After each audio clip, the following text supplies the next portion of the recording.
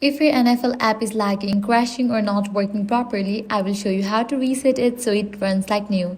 First, completely close the NFL app. On iPhone, swipe up from the bottom and flick the app away. On Android, open your recent apps and swipe it off the screen.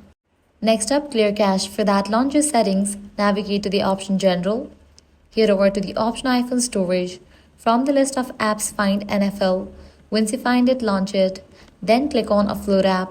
Then click on Offload app again. Then click on Reinstall app. Likewise, restart the device. This helps clear any temporary files and refresh the system. Next, sign out and sign in back. For that, launch your NFL app.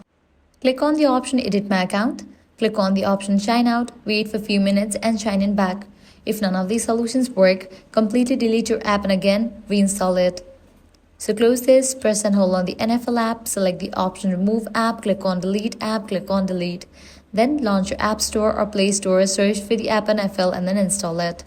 So that's a wrap for this video. This is how you can reset your NFL app. If this guide helped you out, do not forget to like, share and subscribe. Thanks for watching.